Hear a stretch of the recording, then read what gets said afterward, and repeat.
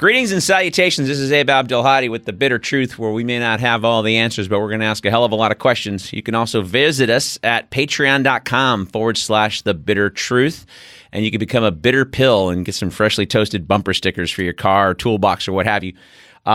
Today we've got a great good friend of the show, great guest as always. I'm happy to take some time out of his day. He's got family, he's got things to do, unlike myself, and the holidays are coming, so I really appreciate his time. He's the host of Nightly Rant. He's also been a candidate for Orange County Supervisor for the Libertarian Party. He's been on the show before, lots to say, and also always a great point of view and always a great tug of war. Mike Mahony, are you there? Hey, Abe, great to be back. Hey, man, appreciate you coming on, man. Hey, so it's been a minute since we talked, but we're all on Facebook together, and I see some of the drama, going on in the different parts of the country. But you guys had some major ruckus going on. What was going on with the election season this year?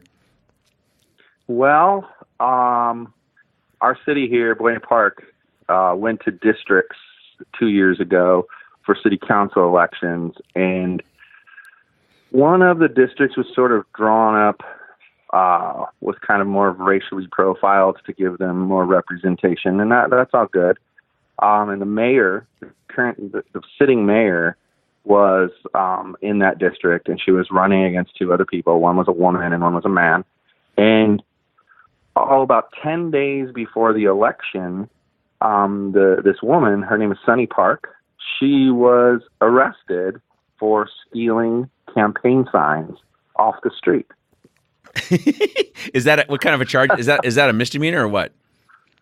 It is a misdemeanor. It was really up to the district attorney how to charge it, but yeah, they gave her a misdemeanor. She had her arraignment today. I still don't know what happened. I'm sure she pled not guilty.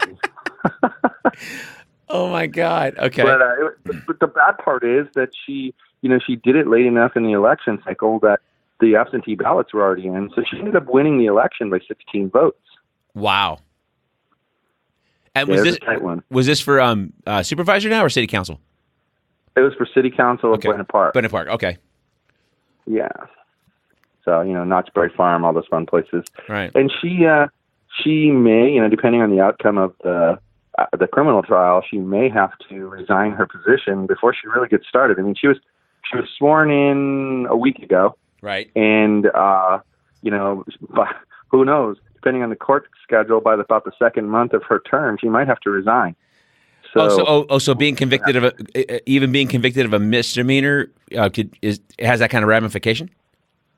Yes. Oh, yes, it does. Okay. In fact, there were people who didn't want her sworn in until the legal case was taken care of. But of course, the law doesn't work that way. Right. We had a couple of years ago in Buena Park. We had a guy he'd been the mayor for a while, and he got arrested and charged with falsifying his DMV records with a fake name. Well, it wasn't really fake. It was like, how people from other countries, they'll come here and, their name might be one thing in their native language, but then they call themselves like Bob.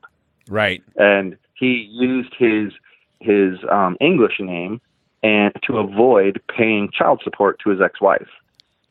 And he went through the whole process, and he remained on the city council for the whole entire 2 years while they went through the process, and he was found guilty in the end, and he had to go. So we have a history of that here, of really strange things going on with city council elections. So it's kind of amusing. That's wow, man. And it's not even here, there, nor there. I'm just I'm just curious because it seems to be a trend lately. Were either one of them Republicans? Yes, actually, the mayor was Republican, and the woman who stole the signs was a Democrat.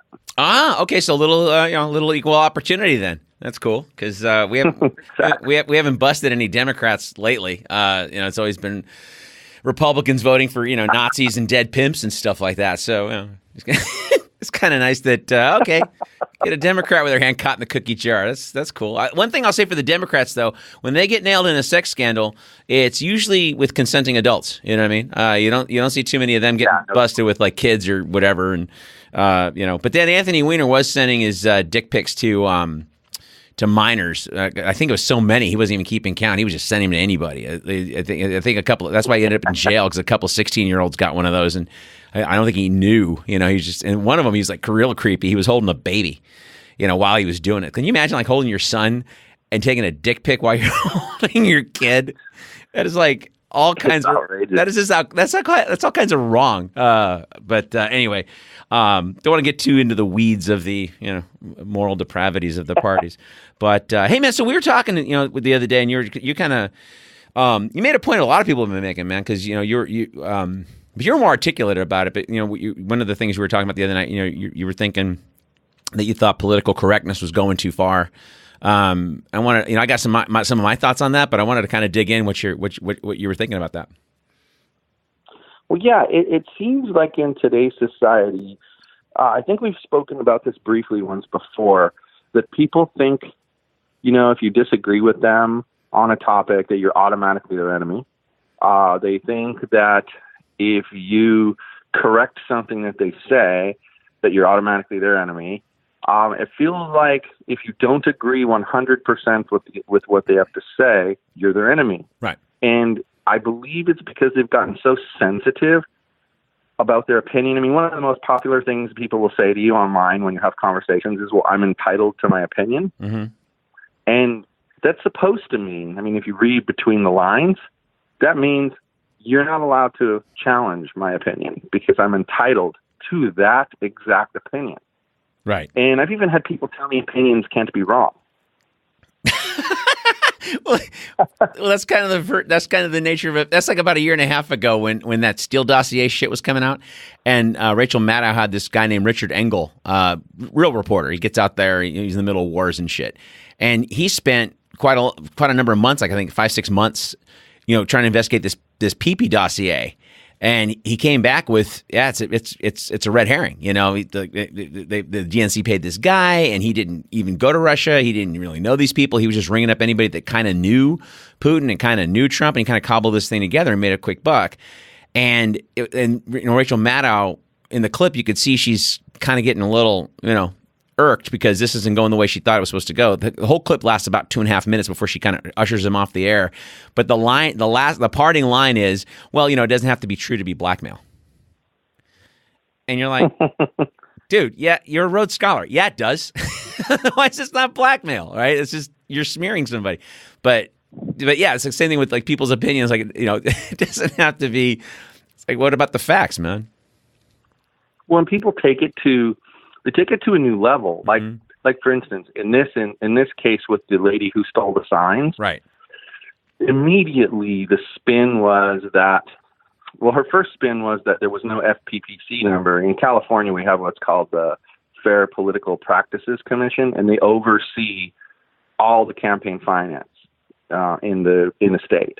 And they're like Nazis about it. Like you file so many paperwork with them on a regular basis, showing them exactly who donated to you, how much they donated, what you spent it on, and you have to code it in certain ways. And they're kind of like the IRS. They're looking for there to be too much expenditures in one area, and then that makes them, trigger an audit of your financial records. Well, they came out and said, oh, she took the signs because there was no FPPC number. Well, there's no requirement for there to be an FPPC number on those signs because you need to spend more than $2,000. Well, they only put out like 100 signs. So it might have been, $500 for those signs. Right. And that was her first excuse. Then when you say, well, look, really doesn't matter if the other person violated a law, you still stole the signs. Right. And it was immediately, you're a racist because, of course, she's Korean. So, you're a racist because you're calling her a thief. Well, hold on. A definition of a thief is you stole. Therefore, you stole, so you're a thief.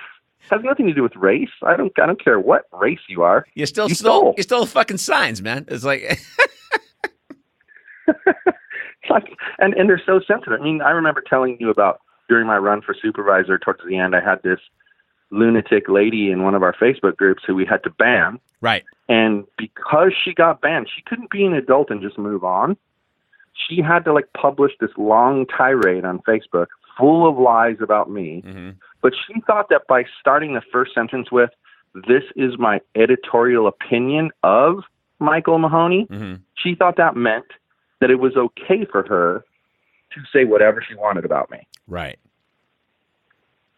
And of course, why was she doing that?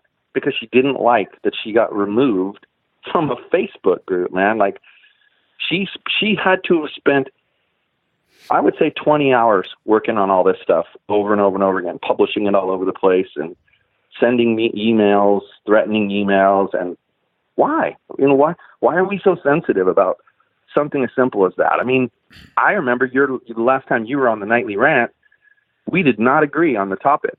No, we didn't. But here we are. We're still talking to each other, right? Yeah. I mean, because you didn't insult my tie, basically. It's just like you you just didn't agree with me. You didn't sit there and go, "Hey, bald man with bad taste in ties, you prick." You didn't say that. If you said that, then I'd have been kind of hurt. That's where the sensitive part would come in. But yeah, I mean, well, you made a comment earlier. I mean, it is an entitlement, and the right does it too.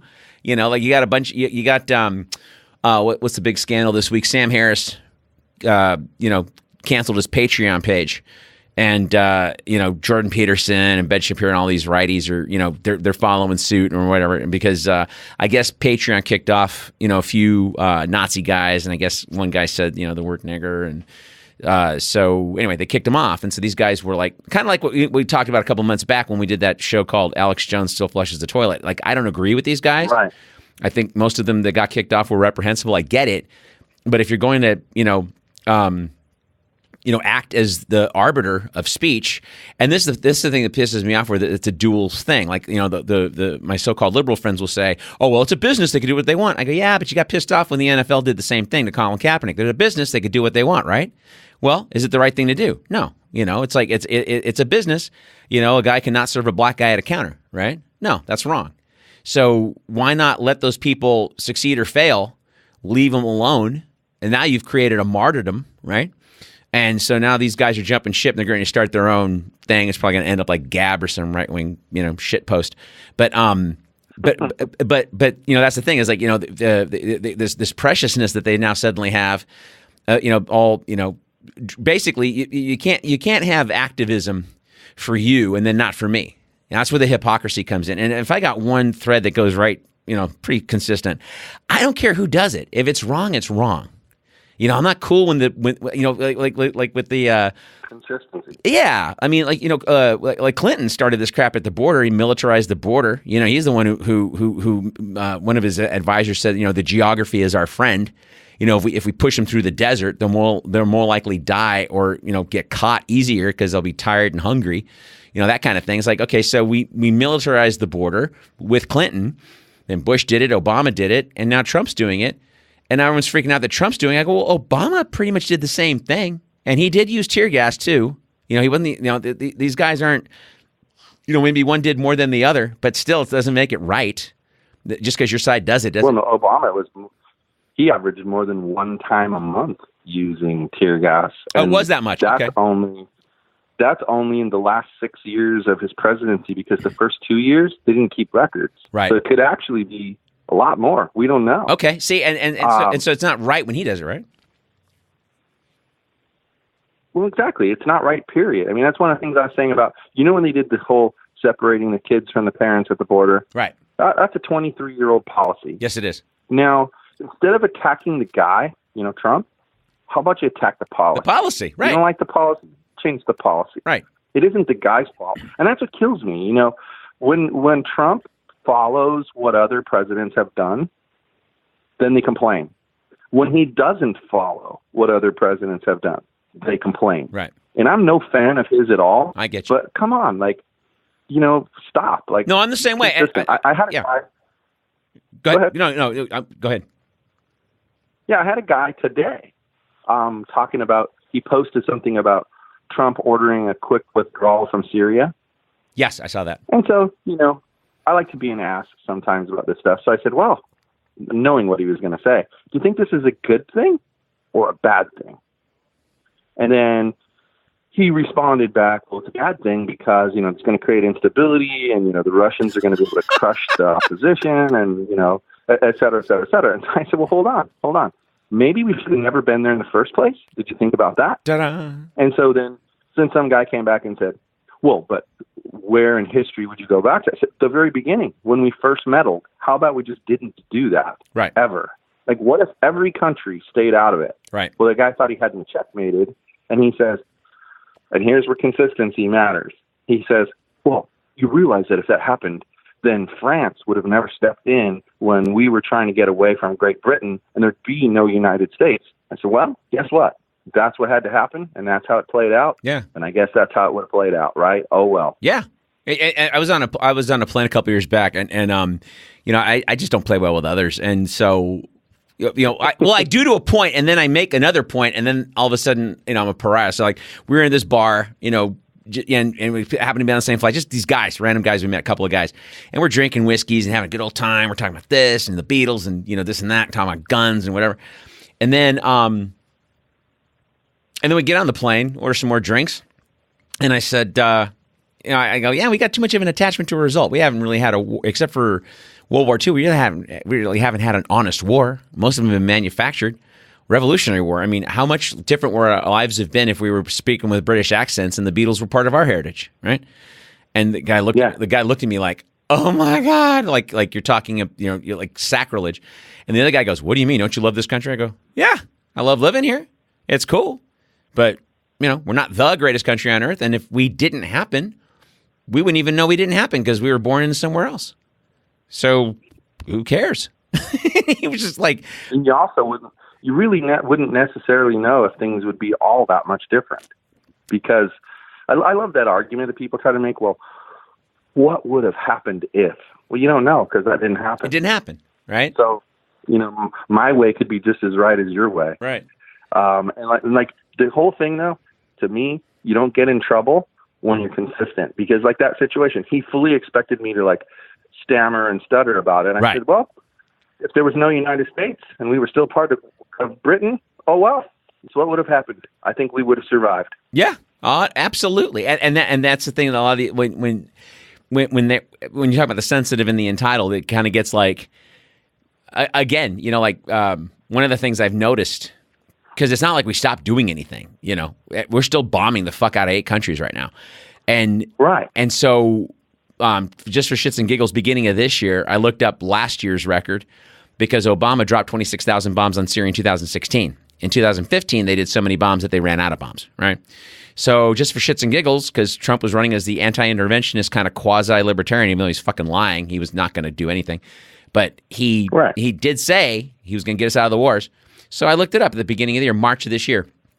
In 2017, he dropped 30,000 bombs in Syria, okay, to Obama's 26,000. So that's one thing he did better than Obama.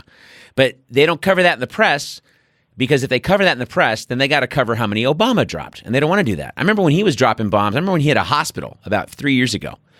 And a good girlfriend of mine I've known for years and years. And I put the article on Facebook, and then she texted me. She goes, well, he just got bad coordinates on that hospital. I go, well, he's been doing this shit now for 5 years. So, or 3 years at that point. So how many bad coordinates has he gotten? We're dropping thousands of bombs a month on these people. So how many bad coordinates is he getting? Do you believe that?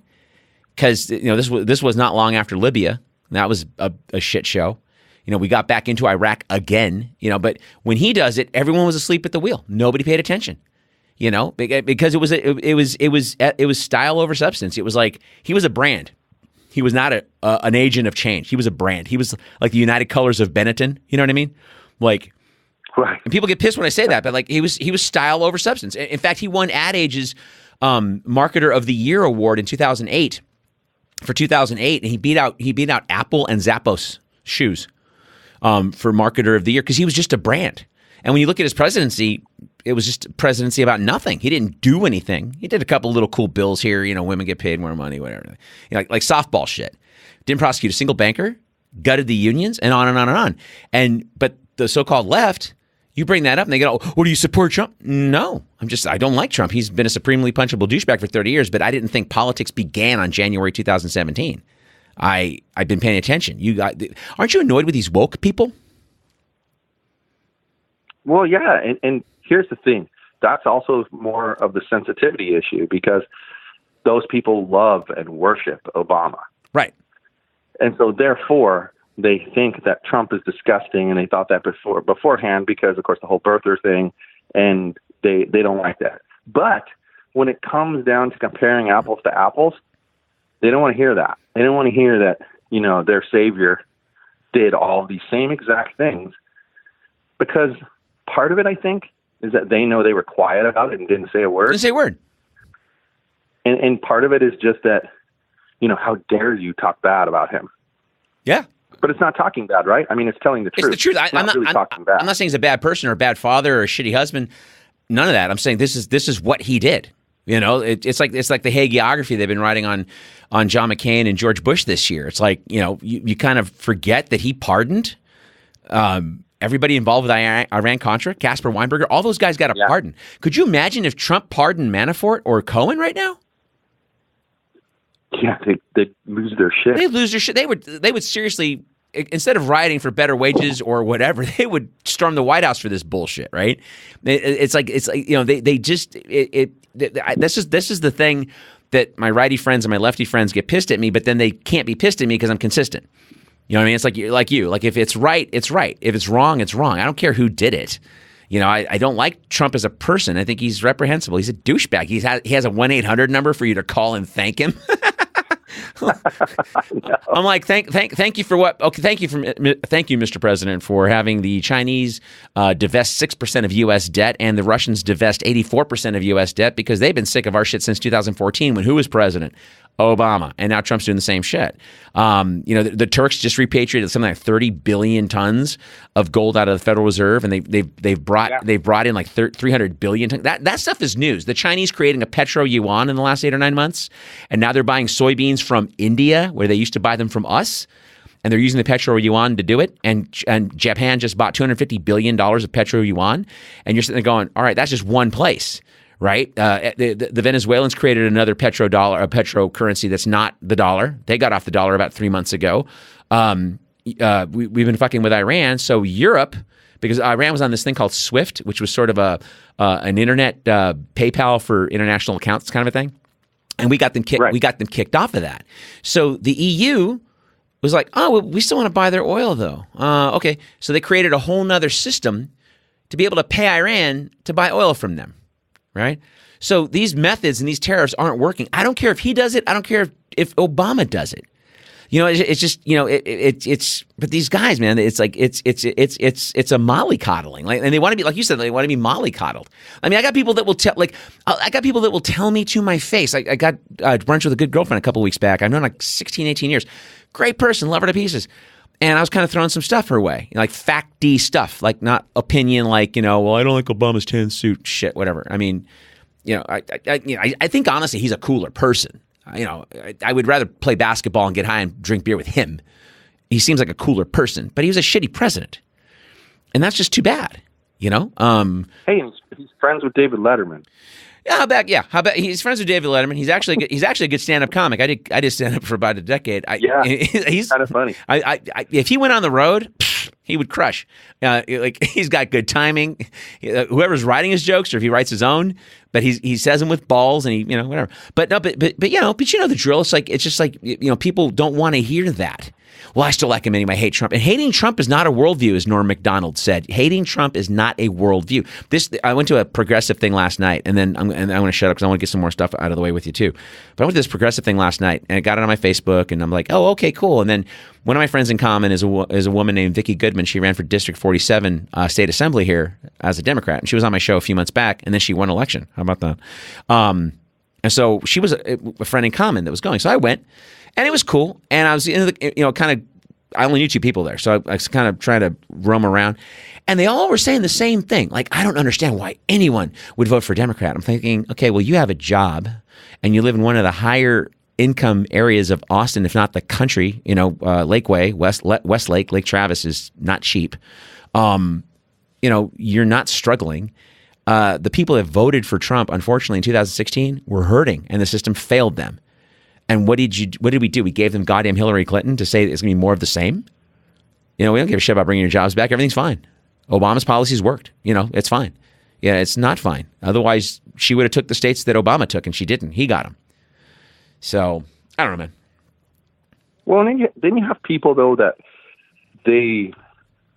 I feel like they don't think all the way to the end of the issue. They only look at like what they would like to see happen, but they don't think about how to get there. So like locally here in Orange County, we're having an issue for the last 2 years where there's been a federal lawsuit, homeless against the county. And as luck would have it for the homeless people, they got a judge who is about to retire, and he wants to make his mark.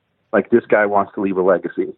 And his legacy that he wants to leave, he wants to solve the homeless problem here in Orange County. And so he kept warning people all along that if you don't have the beds, you can't enforce the anti-camping ordinances that all the cities have. Right. Because the hack politicians, their solution is, oh, people are sleeping in camps because they don't have houses.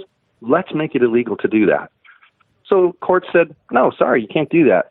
They have to have somewhere to sleep. Mm-hmm. And if you don't have beds for them and they don't have a home, well, park's probably the next best thing. Well, people are complaining they don't want to see the homeless on the streets.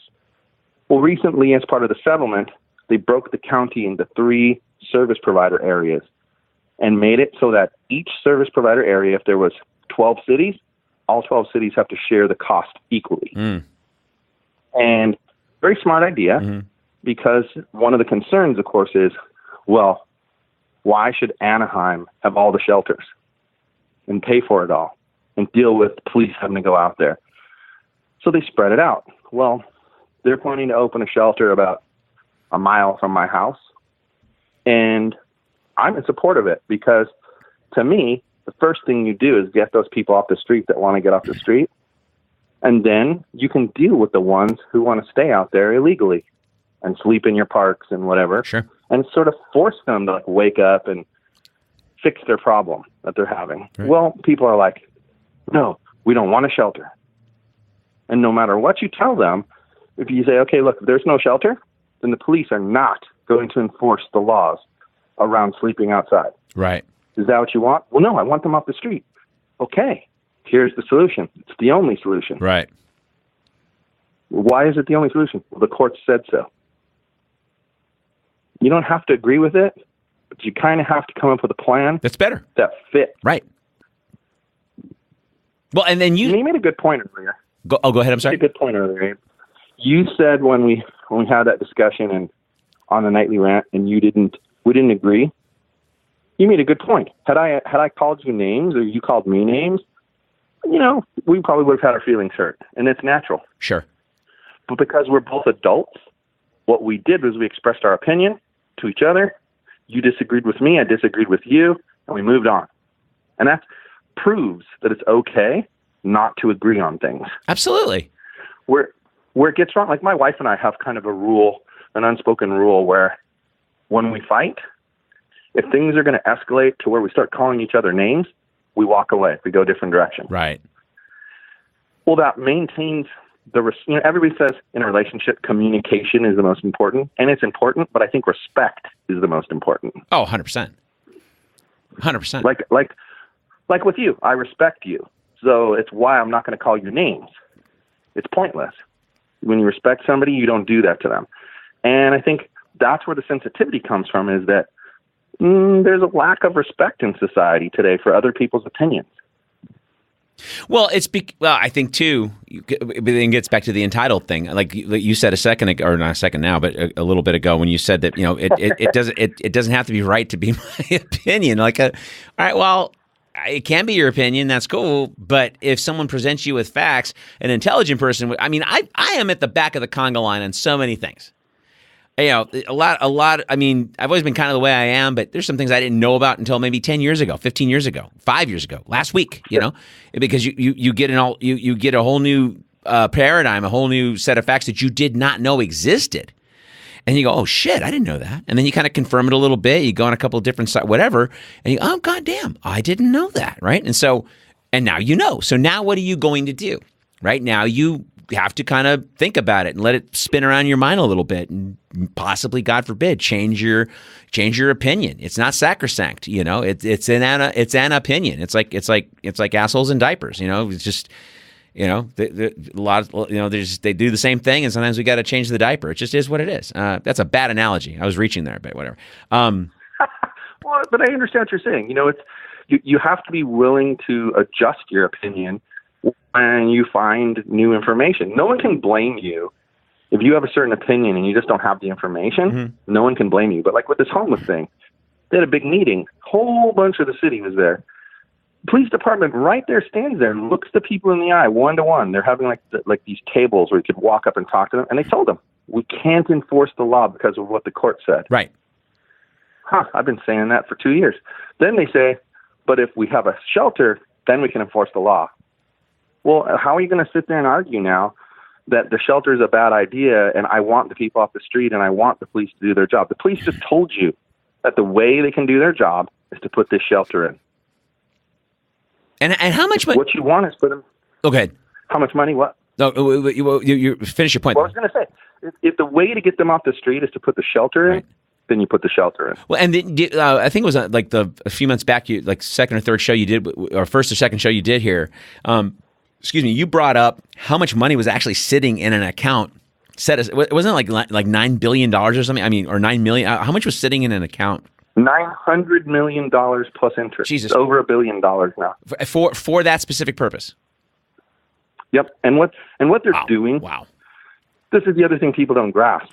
So they're giving $12 million from the county to the cities, and then the cities have to come up with the rest of the money. And the $12 million, if you do it right, should cover it. But what people want is they want them to take over like industrial buildings where maybe they've stripped furniture or whatever. Well, thanks to, regulations that are around, environmental safety, that are well needed, mm-hmm. They can't do that because in order to clean it all up, probably costs $50 million. Right. They only have 12. Right. So they have to take properties that fit the criteria and make it so they can afford it. Right. And they've done that. This used to be a furniture warehouse, and it's been vacant. Oh my gosh, I've lived here in this exact spot for 4 years, and it's been vacant since before I got here. Right. So, it's about time. And it's funny, that area, the neighborhood there, they're the ones screaming the loudest, and yet they benefit the most because the homeless already hang out right there. They wouldn't be able to if they put the shelter in. Wow. And that's because it's not a walk-up shelter. You have to be referred. Man. So, you had mentioned that one shelter there in Austin, and it's nothing like that. Right. There's two types, and a real quick piggyback. There's two types of shelters we're talking to the listener who's sort of got a hardcore opinion on homeless folks. A little fact to throw their way to fuck with their paradigm. And these are the kind of people you're largely talking about. 40% of homeless people actually have jobs. So as a for instance, like the shelter we have here in Austin is not for those people. It's technically kind of is, but they get driven out by all the folks with problems, drug problems, mental problems. And you can't 5150 those folks because you can't make them stay in the shelter. So they're able to kind of wander around downtown. So whoever put the shelter in the middle of town was a fucking idiot. And so I was seriously, because he put it like it's not like a shelter like what you're talking about, or like I'm talking to this guy next week who out of San Francisco who actually does that kind of work, and he works with about 5 families at a time to kind of get them relocated and stuff like that, get them out of the motel, get them out of the car or whatever they're doing. Right. And these are people with jobs. They got kids. They got enough for a gym membership, but they live in their van and they get the kids bathed at the gym and then get them to school, and then they kind of drive them around, end up at Burger King or whatever until they're all tired and the kids can actually sleep, kind of a thing. It's really sad. And so, but that's the kind of thing he does. This kind of shelter is a shelter for people with genuine problems. They need care. And the only way, if you're not going to 5150 these folks, the only way to really keep them on the reservation is to put it west of Camp Mabry, out in the woods. So they got some courts to play basketball or whatever, but they're not going to leave because they can't go anywhere. They can't panhandle. There's nowhere for them to panhandle unless they want to go talk to some bears, and so they have to stay on the premises, right?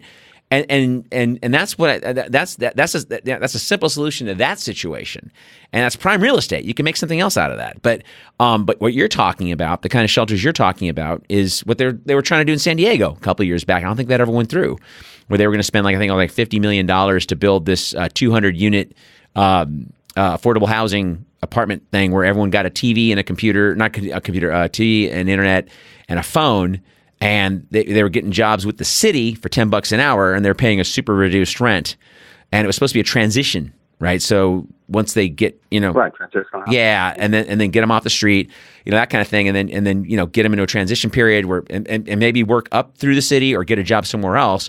But that's an investment of funds. That's not a waste of money. That's an investment to me. But anyway, man, but when it costs us, one of the things people don't understand is it costs in Orange County. It costs $65,000 per year per individual that's out on the street. It costs $15,000 per year per individual to house them, including the cost of the housing. Wow. What are the variables in that? What are the components of that?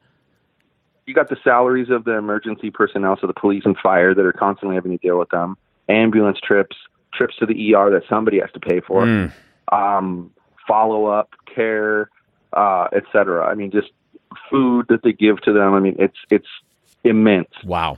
But by moving them into a shelter, you get a lot of them, like you say, who are right there on the edge of being able to afford a place to live, and it's enough to sort of pick them up, give them back their dignity. Yes. They feed them so they don't have to pay for food, so they can we don't think about that, but like a few $100s a month you save for 2 or 3 months, and now you got enough for a down payment on your apartment. Yeah. Like the deposit, something you couldn't do if you were out on the streets having to grab food from, McDonald's to survive. Right. And one of the things I'll say to the listeners who have like that hardcore opinion, like you're saying, this shelter is going to be modeled after one that's already open. And I could take anyone to that neighborhood and I could say, all right, we're at the beginning of the block. We're going to slowly drive down the block. You tell me to stop when we're at the shelter. They'll never find it. It's that nondescript. They don't put up signs that say it's a shelter. If you Google the shelter, it doesn't give you the address. And that's because, again, it's not a walk-up shelter. You can only get in there 2 ways. You first have to get a referral, but then after that, you have to either go in with their shuttle, or if you have a car that's legally registered, you can drive your car in. Okay. But that's it. So there's no walking up there. There aren't going to be homeless guys hanging out drinking in front of the place. It's not allowed. Right. And I think compassion needs to win over. I mean, we've talked about this before. I'm not huge on spending public money on social issues, but when we've got $1 billion, I mean, are they going to send me a check if they don't use it? Of course not. Right. They're going to use it on some other stupid fat project that they have. I would rather it go for what it was meant for and help the people get off the streets. And I mean, there's basically 3 kinds of people when you talk about this situation. Those that want to just give away the farm, then those that don't want to do anything, and then there's the ones kind of in the middle who, well, okay, I'm going to let them have that assistive housing, but they're not allowed to be addicted to drugs, and they're not allowed to be alcoholic, and they're not allowed to be this, and they're not allowed to be that. Well, that's just like making it illegal to sleep on the street when there's no beds. Well, see, that's the issue too. But that's the issue too, though. The guys you're speaking to are probably the guys that don't belong in that kind of a shelter. They belong in a place where they can actually get some care, right? And that's kind of when we talk about compassion. I mean, I look at this crap as an investment, period. And I had my big come to Jesus about 14 years ago when.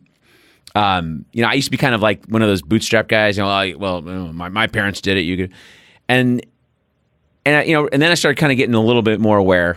And I was in my late 30s at the time, and I was going through this weird period. And I finally started kind of pulling my head out of my ass and realizing, people do have problems, and not everybody gets an easier time of it, or maybe the breaks didn't come as many, and they are where they are. But the thing that kind of woke me up was the Iraq War, because we were 2 years in, we're spending all this money.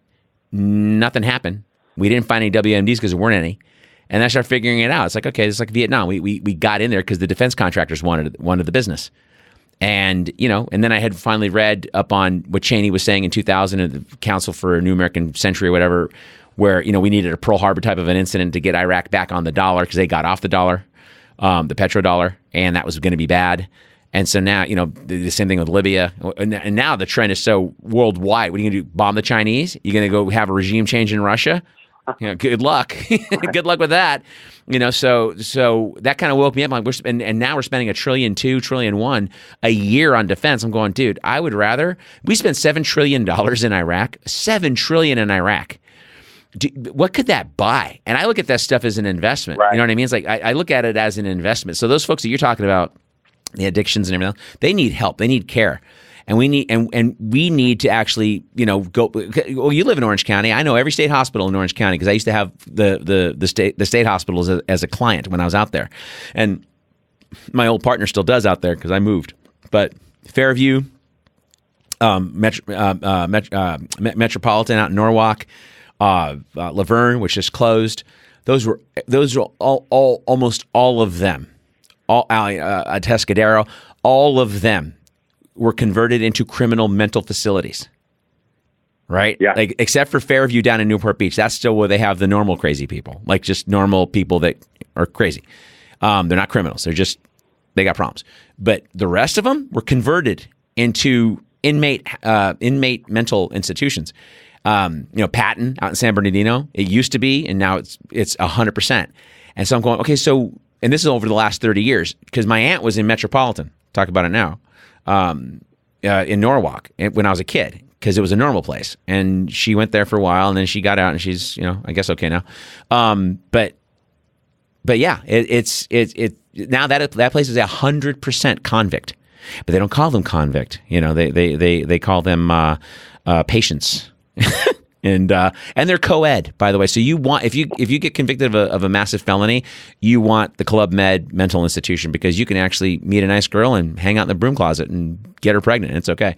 And the state will pay for it. And the state will pay for it, and they don't do anything about it. And so, but meanwhile, you have these poor souls who need help, and they don't get it. And so, that I'm kind of getting off a little bit, but that's where kind of the, when you talk about the people and their facts and their, it's like, but see, here's the thing: when you talk about compassion, this is where the left is lost. This is where the left is completely lost, because what they did was they had become so effete.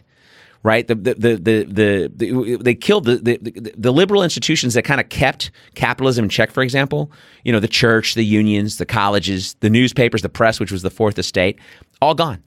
And so these people now, they just kind of sit there flopping with their neckties or whatever. Like, the best example is Chuck Schumer the other day, the spineless little dweeb in Trump's office. I was watching that going, dude, what the fuck is wrong with you? How come you're not saying, hey, man, you said Mexico was going to pay for the wall? Man, that would have been a soundbite for years. But he can't do it because he's corrupt. That's the body language of someone who's corrupt. They're so bought that they can't even stand up for what's right, right? And so all that to say that now these guys, the only thing they could do is take political correctness and multiculturalism and make that their thing. Right? Which, who fucking cares if I got a multicultural Taco Bell? I still don't have economic and social justice. Right? If these people are homeless and they're getting rousted by the citizens because they're sleeping in a park, and like you said, the court said this, and the cops are like, hey man, we can't enforce what the court said, against what the court said. And people are so much more concerned about themselves that they can't exhibit a little compassion. But the political correctness, it's just a waste of time. It's a waste of air, because if you don't have social and economic justice, I don't give a shit what your political correct stance is. Like you want to get into like gender identification and all this into the weeds crap about a guy wants to be identified as a giraffe. That's a high end burlesque. That's not even news. You know what I mean? It's like but people make a thing out of that. I'm like, no, some of the stuff you and I talked about tonight is what we need to make a thing out of. Trump's failed economic policies. We're still in 8 wars. No one's covering that, right? They're covering the sideshow. He teabagged a stripper and paid her off. Yeah, wow, my life is good. A woman with 3 kids on WIC really gives a fuck what stripper he teabagged and paid $100,000 to. It's well, I kind of want to see the law, the wording of the law that says that paying hush money to a porn star that you had an affair with is a violation of campaign finance laws. I want to see that law. Well, when you use campaign, it doesn't add up. When you, it's like what John Edwards did, but he got off. They let him again. They let him off. But if you use campaign finance money for personal use, that's where the problem is. Not. Well, sure, but what I heard was he wrote the check himself. So did he give it to his campaign and have his campaign pay it? That's the question I have, and no one knows the answer. I don't either. I don't. I they won't tell us. I thought he had Cohen just what? Okay, this is the spin I got on it. And this is where I'm guilty. Anything to do with the sordid crap that everyone's like salivating over, I have a tendency to walk away from it. Which is a bad thing, because then you ask a smart question like that, I'm kind of going, I don't know. Because that's like a smarty pants question. I'm like, okay, I don't know that answer because I wasn't paying attention. Just one, but I don't know the answer either. I want to see this and the details of it. I mean, what I'm getting a kick out of too is you got like Cohen. Oh, he's in trouble because he lied. He cheated on his taxes massively. He lied to the FBI. He lied to Congress. He lied to everybody. And the news is all over that. And then he says something that Trump did, and we're supposed to immediately believe that without any further evidence. Right. And, from a sensibility standpoint, we both can probably say to ourselves, yeah, based on everything else we know about Trump, he probably did do that. Right. But why are we believing it 100% based off of a guy who lied to everybody?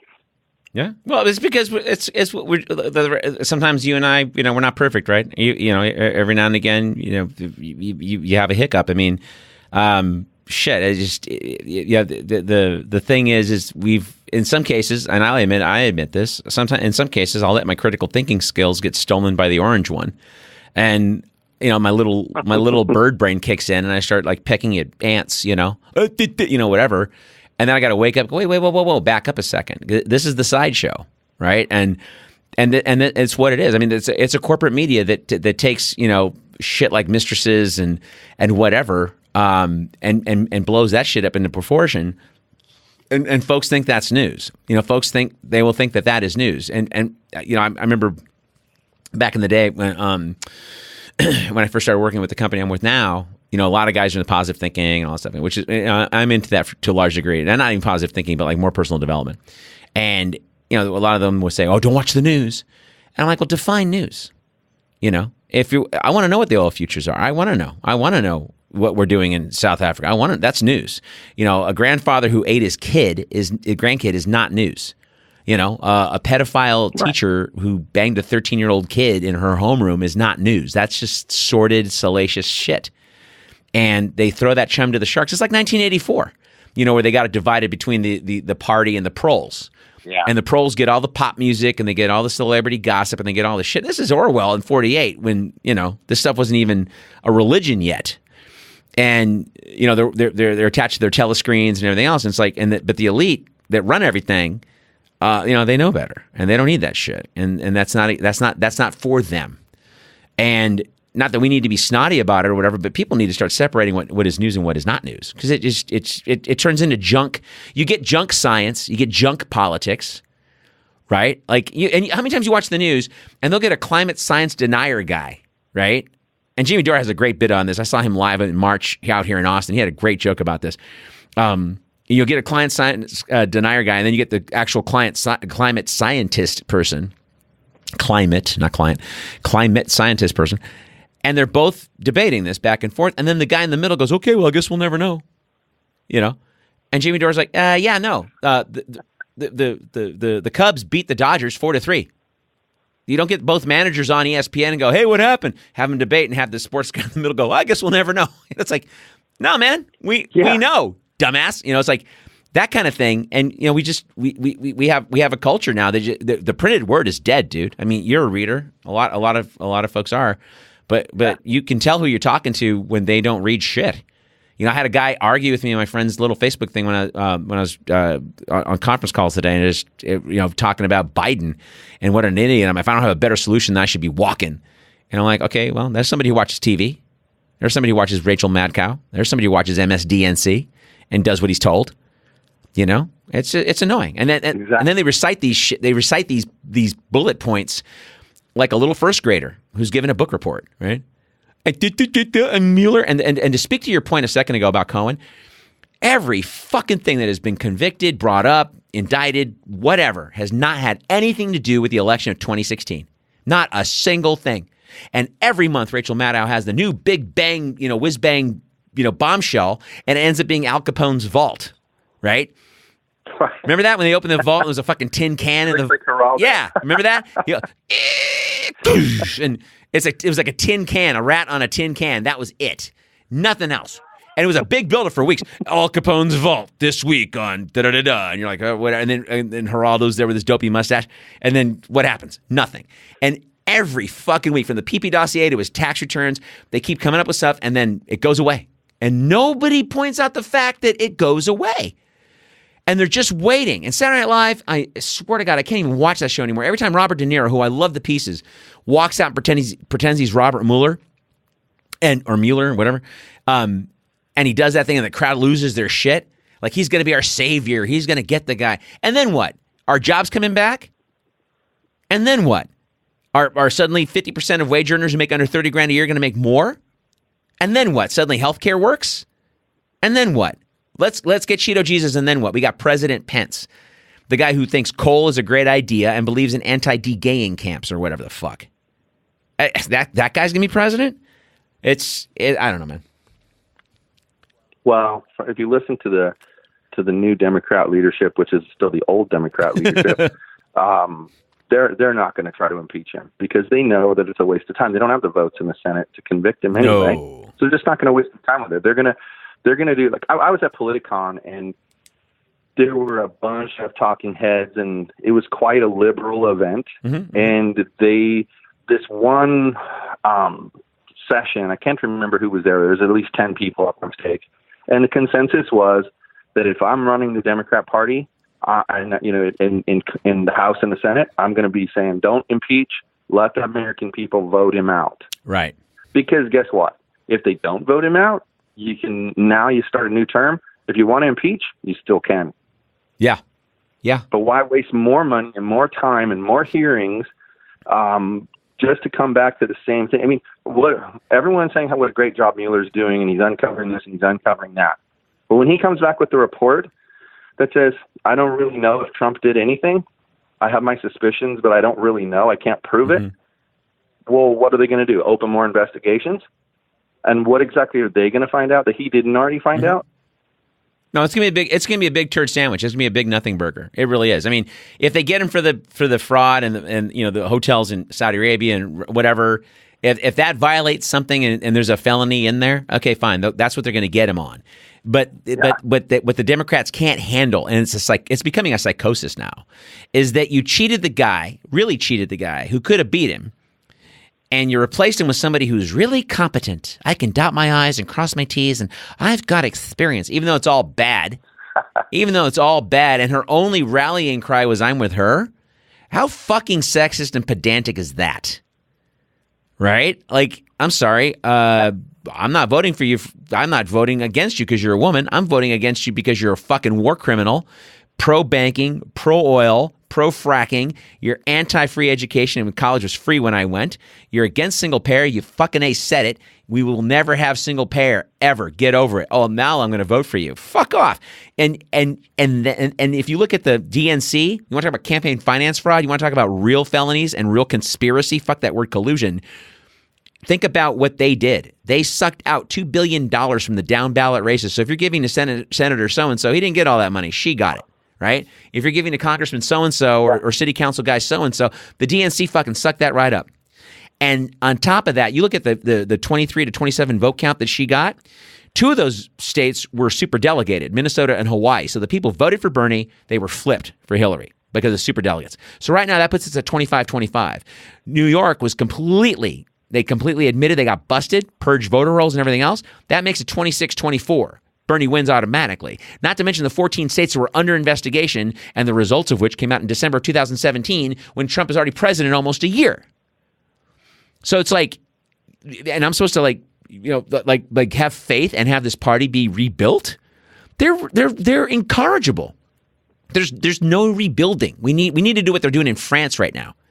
Seriously, we got to get people out there, seriously, knocking some shit over, and not for looting's sake, but like really revolt. And because what Macron did was exactly what Obama did. And these people ain't taking it. Yeah. You had to know they were fucked when Obama went there and gave him, ringing endorsement. I'm like, all right, here's a corporatist pro-war fucking maniac, ringing endorsement to the next Sarkozy, basically, right? Well, like that, back to that city council election here, there were 3 people that ran who were under 25 years old. I was excited because, I think I told you the other day, when I'm looking at who the Democrats want to run for president, I'm like, really? You're going to put a corpse up there to run? Like, what the hell are you doing? Why are we doing this? So I was really excited. But unfortunately, 2 of the young guys were running against each other. And the one guy who won, he's basically been coined that they call him the Orange County Democrats Golden Boy. Oh, brother. And I was really excited that the guy won. Well, then when the thief won, which took, he won on election night. Like he won like 70% to 30%. It wasn't even close. Yeah. But when she won a month later, I went on Facebook and was like, who wants to join me in a recall campaign? Because we can't have, this kind of ethics. And more what got me was the response. I would have said, hey, I'm human. I made a mistake. I'm really sorry. I would never do that again. It was a moment of weakness and I screwed up. Right. Okay, great. No, instead she calls everyone racist for calling her a thief. That's why I'm annoyed with her. He private messages me on Facebook and tells me I need to calm down, that they're going to work well together and blah, blah. I'm like, oh, dude, you're spouting the party line? Right. I expected better from you, but you're spouting the party line. Well, shit, dude. Half these so-called progressive caucus, quote unquote, came in support of Nancy Pelosi for Speaker of the House, including Ocasio-Cortez. Yeah. I'm going, dude, you got elected to you took it from Joe Crowley to get in there and fight that cunt. And sorry, I said cunt, but it's just she is. She's just God, and Mitch McConnell is too. I mean, you don't become 100 millionaire in the Senate in the House by being honest. 30 years and they give the contracts to their buddies and they get it's just ridiculous. But hey, listen, in the next couple of minutes here, we're wrapping up. What you got going on? What's happening in the next little bit? What's up with Nightly Rant? And I know you got a couple of other shows going too. Well, we're putting a big push on right now. We're trying to bring in some new shows into the network with some other hosts. We've had people reaching out to us. I've got a few show ideas that I want other people to do. And one of the things that came out of my meeting yesterday is that we're self-employed and we have 5 different businesses that we run. And they're all kind of interrelated. But we've decided as of yesterday that we're really going to focus on the podcast network and the podcast business and just try to blow that up. So that's what my focus is going to be. It's one of the things I'm creating social media content for at the end of the year here and just getting ready to blast off. But really, we're just trying to, we're thinking about, I'm actually opened up a committee to potentially run for city council in Buena Park in 2020. Good. And maybe bring a little sensibility to the 5-person board. And this time around, I actually went out and got the opinion of about 7 different people who live in this area, and they're going to kind of be my steering committee till we make this decision. Because I'm still not. I waver every day. Sometimes I'm 90% certain I'm doing it, and sometimes I'm 90% certain I'm not. And I think it's just going to be, how do I feel next December? Mm-hmm. Am I ready for a fight? Because if I'm ready for a fight, I'll go in there. But if I'm not ready for a fight, I don't want to. If I'm going to run, I'm going to run hard. Right. And if I'm not ready to run hard, I'm not going to do it. You got a family. You got these things to consider too. That's time away and everything else. And no, I get it, man. I get it. Well, folks, hey, listen. Wrapping up here, our guest has been Mike Mahony, host of the Nightly Rant and several other shows. And also, too, you can always visit us, The Bitter Truth, at patreon.com/The Bitter Truth. Become a bitter pill and get some freshly toasted stickers. And I'm looking at getting some new tiers added next year, which is next week or next month. And going, time flies, and going from there. So yeah, that's about it, man. And look forward to some great shows coming up in the new year. And again, if this stuff makes you uncomfortable, it's supposed to. Sleep tight.